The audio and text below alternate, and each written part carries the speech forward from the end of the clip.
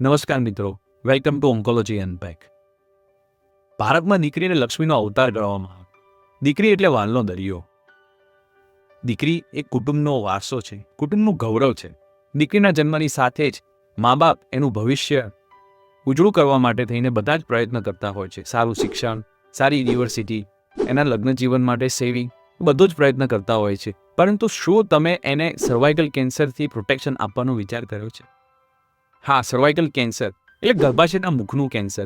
આ એક ભયંકર કેન્સર છે જે HPV નામના વાયરસથી થાય છે અને જેને સંપૂર્ણપણે અટકાવી શકાય છે વેક્સિનેશન દ્વારા. આજે ભારત વિશ્વની સૌથી મોટી 4થા નંબરની ઇકોનોમી થવા જઈ રહ્યું છે, ત્યારે સર્વાઇકલ કેન્સરના વિષયમાં આપણે બહુ જ પાછળ છીએ. દર 7 મિનિટે એક મહિલાનું અવસાન થાય છે. વિશ્વના તમામ સર્વાઇકલ કેન્સરના કેસમાં 20% કેસ માત્ર ભારતમાં જોવા મળે છે. દર વર્ષે 77,000 મહિલાઓ એમનો જીવ સર્વાઇકલ કેન્સરથી ગુમાવે છે અને આપણો વેક્સિનેશનનો રેટ માત્ર 10% છે.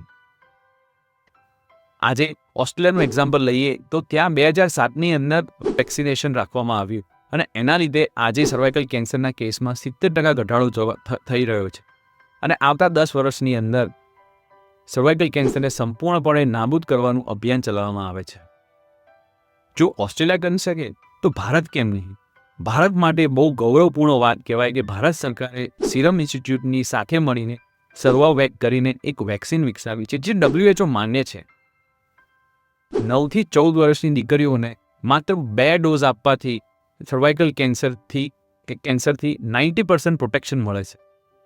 યાદ રાખજો, બચાવ ખર્ચાળ નથી, પણ એનો ઉપચાર ખર્ચાળ છે.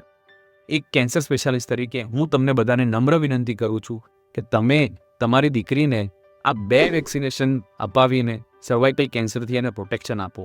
મેં મારી દીકરીને આ વેક્સિન અપાવીને પ્રોટેક્શન આપ્યું છે. તમે પણ આ વેક્સિન અપાવીને ભારત સરકારના સર્વાઇકલ કેન્સરને નાબૂદ કરવાના અભિયાનમાં જોડાઓ અને તમારી દીકરીને સ્વાસ્થ્ય સુરક્ષાનું કવચ પહેરાવો. Thank you.